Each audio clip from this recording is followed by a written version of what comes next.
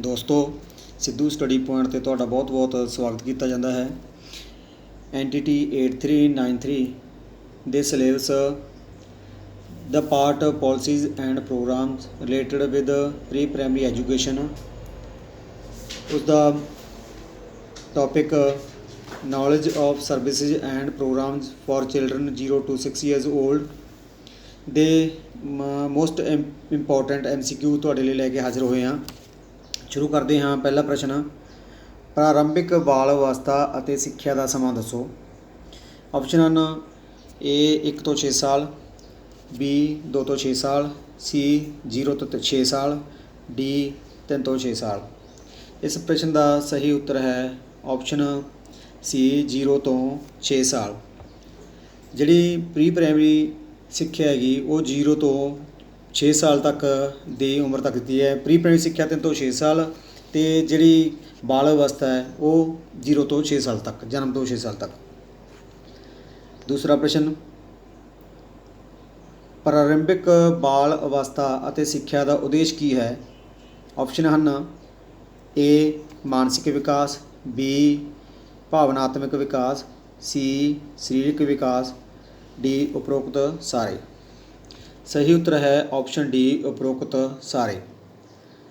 ਮਾਨਸਿਕ ਵਿਕਾਸ ਵੀ ਕਰਨਾ ਹੈ, ਭਾਵਨਾਤਮਕ ਵਿਕਾਸ ਵੀ ਕਰਨਾ ਹੈ, ਸਰੀਰਕ ਵਿਕਾਸ ਵੀ ਕਰਨਾ ਹੈ ਬੱਚੇ ਦਾ। ਇਹ ਜਿਹੜਾ ਹੈ ਪ੍ਰਾਰੰਭਿਕ ਬਾਲ ਅਵਸਥਾ ਅਤੇ ਸਿੱਖਿਆ ਦਾ ਉਦੇਸ਼ ਹੈ। ਤੀਸਰਾ ਪ੍ਰਸ਼ਨ, ICCW ਦਾ ਪੂਰਾ ਨਾਮ ਦੱਸੋ।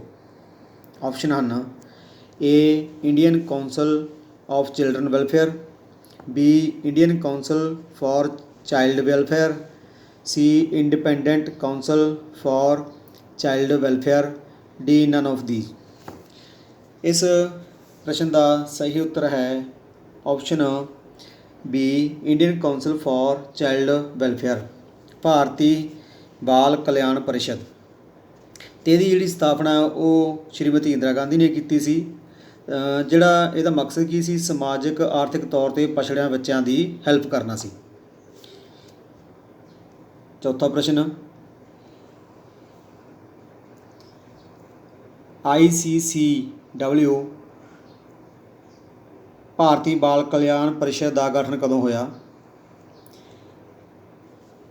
ਇਹਦਾ ਫੁੱਲ ਫੋਰਮ ਆਪਾਂ ਪਹਿਲਾਂ ਹੀ ਪੜ੍ਹ ਚੁੱਕੇ ਹਾਂ ਤੀਸਰੇ ਕੁਐਸਚਨ ਦੇ ਵਿੱਚ। Indian council for child welfare. Option ਹਨ ਆਪਣੇ ਕੋਲ A 1947, B 1961, C 1967, D 1952। ਸਹੀ ਉੱਤਰ ਹੈ ਆਪਸ਼ਨ D 1952। 1952 ਦੇ ਵਿੱਚ ਇਸ ਦਾ ਗਠਨ ਹੋਇਆ ਅਤੇ ਇਸ ਦਾ ਹੈੱਡਕੁਆਟਰ ਹੈ ਜਿਹੜਾ ਉਹ ਕਿੱਥੇ ਹੈ, ਉਹ ਹੈ ਨਿਊ ਦਿੱਲੀ। ਹੈੱਡਕੁਆਟਰ ਹੈ ਇਸ ਦਾ ਨਿਊ ਦਿੱਲੀ। ਪੰਜਵਾਂ ਪ੍ਰਸ਼ਨ, ਮੋਬਾਈਲ ਕ੍ਰਚ ਦੀ ਸਥਾਪਨਾ ਕਿਸ ਨੇ ਕੀਤੀ। ਆਪਸ਼ਨ ਹਨ A Meera Mahadev, B Mahatma Gandhi, C Rabindranath Tagore, D Rousseau. ਸਹੀ ਉੱਤਰ ਹੈ ਇਸ ਪ੍ਰਸ਼ਨ ਦਾ option A Meera Mahadev. Mobile creche ਦੀ ਸਥਾਪਨਾ ਮੀਰਾ ਮਹਾਦੇਵ ਨੇ ਕੀਤੀ ਅਤੇ ਇਸ ਦਾ ਗਠਨ ਕਦੋਂ ਹੋਇਆ, 1965 ਦੇ ਵਿੱਚ ਇਸ ਦਾ ਗਠਨ ਹੋਇਆ। ਇਸ ਦਾ ਜਿਹੜਾ ਮੇਨ ਉਦੇਸ਼ ਕੀ ਸੀਗਾ, ਜਿੱਥੇ 500 ਤੋਂ 700 ਜਾਂ ਵੱਧ ਥੋੜ੍ਹੇ ਬਹੁਤ ਲਗਭਗ ਇਸ ਦੇ ਨਜ਼ਦੀਕ ਮਜ਼ਦੂਰ ਕੰਮ ਕਰਦੇ ਸੀ, ਤਾਂ ਉੱਥੇ ਜਿਹੜੇ ਉਹਨਾਂ ਦੇ ਬੱਚੇ ਹੁੰਦੇ ਸੀ ਉਹਨਾਂ ਦੇ ਜਿਹੜੇ ਉਹਨਾਂ ਨੂੰ ਸੰਭਾਲਣ ਦਾ ਕੰਮ ਇਸ ਸੰਸਥਾ ਦੁਆਰਾ ਕੀਤਾ ਜਾਂਦਾ ਸੀ। ਪ੍ਰਸ਼ਨ ਨੰਬਰ 6, SOS ਦਾ ਗਠਨ ਕਦੋਂ ਹੋਇਆ। SOS ਬਾਲਗ੍ਰਾਮ ਦਾ ਗਠਨ ਕਦੋਂ ਹੋਇਆ। A 1945, B 1949, C 1960, D 1962। ਇਸ ਦਾ ਜਿਹੜਾ ਗਠਨ ਹੋਇਆ ਉਹ 1949 ਦੇ ਵਿੱਚ ਆਸਟਰੀਆ ਦੇ ਵਿੱਚ ਹੋਇਆ ਅਤੇ ਇਹ ਘੱਟੋ ਘੱਟ 135 ਦੇਸ਼ਾਂ ਦੇ ਵਿੱਚ ਫੈਲੀ ਹੋਈ ਹੈ।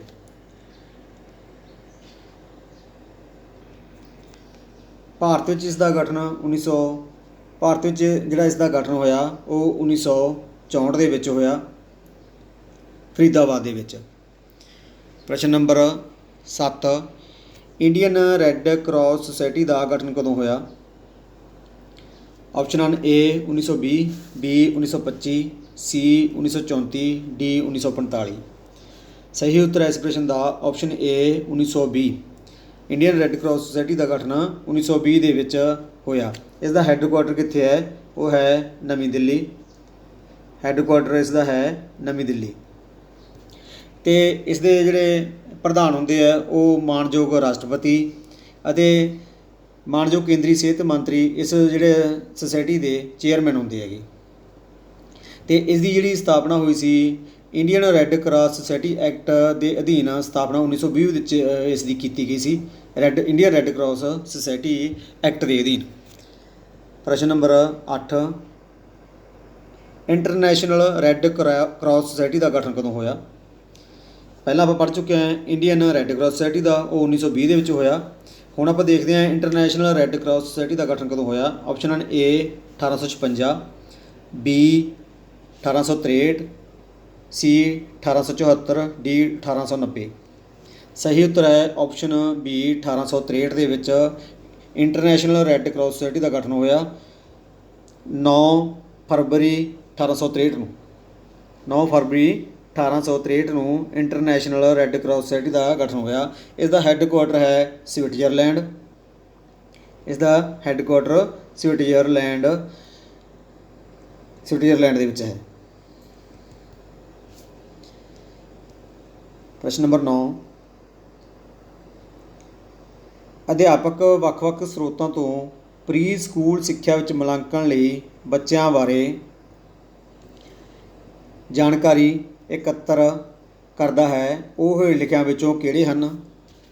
ਆਪਸ਼ਨ ਹਨ A ਨਿਗਰਾਨੀ ਕਾਰਡ, B ਚੈੱਕਲਿਸਟਾਂ ਅਤੇ standard test, C portfolio, D ਉਪਰੋਕਤ ਸਾਰੇ। ਇਸ ਪ੍ਰਸ਼ਨ ਦਾ ਸਹੀ ਉੱਤਰ ਹੈ ਆਪਸ਼ਨ D ਉਪਰੋਕਤ ਸਾਰੇ। ਅਧਿਆਪਕ ਜਿਹੜਾ ਮੁਲਾਂਕਣ ਲਈ ਬੱਚਿਆਂ ਦੇ ਜਿਹੜੇ ਪ੍ਰੀ ਸਕੂਲ ਸਿੱਖਿਆ ਦੇ ਮੁਲਾਂਕਣ ਲਈ ਉਹ ਜਾਣਕਾਰੀ ਇਹਨਾਂ ਸਾਰੀਆਂ ਨਿਗਰਾਨੀ ਕਾਰਡ, ਵਿਕਾਸ ਚੈੱਕਲਿਸਟਾਂ ਅਤੇ ਸਟੈਂਡਰਡ ਟੈਸਟ, ਪੋਰਟਫੋਲੀਓ ਦੇ ਰਾਹੀਂ ਕਰਦਾ ਹੈ। ਪ੍ਰਸ਼ਨ ਨੰਬਰ 10, ਕਿੰਡਰਗਾਰਟਨ ਵਿੱਚ ਬੱਚਾ ਆਪਸ਼ਨ ਹਨ A ਆਪਣੀਆਂ ਸਰੀਰਕ ਯੋਗਤਾਵਾਂ ਦਾ ਵਿਸਥਾਰ ਕਰਦਾ ਹੈ, B ਖੇਡ ਆਧਾਰਿਤ ਸਿੱਖਣ ਪ੍ਰਕਿਰਿਆ ਵਿੱਚ ਹਿੱਸਾ ਲੈਂਦਾ ਹੈ, C ਆਪਣੀਆਂ ਸਮਾਜਿਕ ਕੁਸ਼ਲਤਾਵਾਂ ਨੂੰ ਵਧਾਉਂਦਾ ਹੈ, D ਉਪਰੋਕਤ ਸਾਰੇ। ਇਸ ਪ੍ਰਸ਼ਨ ਦਾ ਸਹੀ ਉੱਤਰ ਹੈ ਆਪਸ਼ਨ D ਉਪਰੋਕਤ ਸਾਰੇ। ਅਤੇ ਕਿੰਡਰਗਾਰਟਨ ਦੀ ਜਿਹੜੀ ਵਿਧੀ ਕਿਸ ਦੀ ਹੈ? ਇਹ ਫਰੋਵੈਲ ਦੀ ਹੈ। ਕਿੰਡਰਗਾਰਟਨ ਫਰੋਵੈਲ ਦੀ ਵਿਧੀ ਹੈ। ਫਰੋਵੈਲ ਦੁਆਰਾ ਇਸ ਨੂੰ ਜਿਹੜੀ ਸਥਾਪਨਾ ਕੀਤੀ ਗਈ। ਅਤੇ ਇਸ ਦੇ ਵਿੱਚ ਬੱਚਾ ਆਪਣੀਆਂ ਜਿਹੜੀਆਂ ਸਾਰੀਆਂ ਸਰੀਰਕ ਯੋਗਤਾਵਾਂ ਹੈ ਉਹਦਾ ਵਿਸਤਾਰ ਕਰਦਾ ਹੈ, ਸਿੱਖਣ ਪ੍ਰਕਿਰਿਆ ਵਿੱਚ ਵੀ ਹਿੱਸਾ ਲੈਂਦਾ, ਖੇਡ ਆਧਾਰਿਤ ਅਤੇ ਆਪਣੀਆਂ ਸਮਾਜਿਕ ਕੁਸ਼ਲਤਾਵਾਂ ਨੂੰ ਵਧਾਉਂਦਾ ਹੈ। ਪ੍ਰਸ਼ਨ ਨੰਬਰ 11, ਪ੍ਰੀ ਪ੍ਰਾਇਮਰੀ ਸਿੱਖਿਆ ਪ੍ਰੋਗਰਾਮ ਹੋਣਾ ਚਾਹੀਦਾ ਹੈ। ਆਪਸ਼ਨ A ਅਧਿਆਪਕ ਕੇਂਦਰਿਤ, B ਬਾਲ ਕੇਂਦਰਿਤ, C ਅਧਿਆਪਕ ਕੇਂਦਰਿਤ ਅਤੇ ਬਾਲ ਕੇਂਦਰਿਤ, D ਉਪਰੋਕਤ ਵਿੱਚੋਂ ਕੋਈ ਨਹੀਂ। ਸਹੀ ਉੱਤਰ ਹੈ ਆਪਸ਼ਨ B ਬਾਲ ਕੇਂਦਰਿਤ। ਜਿਹੜਾ ਪ੍ਰੀ ਪ੍ਰਾਇਮਰੀ ਸਿੱਖਿਆ ਦਾ ਉਦੇਸ਼ ਕੀ ਹੋਣਾ ਚਾਹੀਦਾ ਹੈ? ਬਾਲ ਨੂੰ ਧਿਆਨ ਵਿੱਚ ਰੱਖ ਕੇ, ਬੱਚੇ ਨੂੰ ਧਿਆਨ ਵਿੱਚ ਰੱਖ ਕੇ ਉਸ ਦੇ ਦੁਆਲੇ ਹੀ ਉਸ ਦਾ ਪ੍ਰੋਗਰਾਮ ਬਣਾਉਣਾ ਚਾਹੀਦਾ ਹੈ। ਪ੍ਰਸ਼ਨ ਨੰਬਰ 12, ਈਮਾਇਲ ਪੁਸਤਕ ਕਿਸ ਨੇ ਲਿਖੀ? Option A Rabindranath Tagore, B ਫਰੋਵੈਲ, C Mahatma Gandhi, D Rousseau. ਇਸ ਪ੍ਰਸ਼ਨ ਦਾ ਸਹੀ ਉੱਤਰ ਹੈ ਆਪਸ਼ਨ D ਰੂਸੋ। ਈਮਾਇਲ ਪੁਸਤਕ ਰੂਸੋ ਦੀ ਰਚਨਾ ਸੀ, ਰੂਸੋ ਦੁਆਰਾ ਲਿਖੀ ਗਈ। ਪ੍ਰਸ਼ਨ ਨੰਬਰ 13, ਸਿੱਖਿਆ ਦੇ ਅਧਿਕਾਰ ਨੂੰ ਸੰਵਿਧਾਨ ਦੇ ਭਾਗ 3 ਵਿੱਚ ਇੱਕ ਬੁਨਿਆਦੀ ਅਧਿਕਾਰ ਵਜੋਂ ਕਿਸ ਸੋਧ ਰਾਹੀਂ ਸ਼ਾਮਲ ਕੀਤਾ ਗਿਆ? ਆਪਸ਼ਨ A 83ਵੀਂ, ਆਪਸ਼ਨ B 82ਵੀਂ, ਆਪਸ਼ਨ C 86ਵੀਂ ਅਤੇ ਆਪਸ਼ਨ D ਇਹਨਾਂ ਵਿੱਚੋਂ ਕੋਈ ਨਹੀਂ।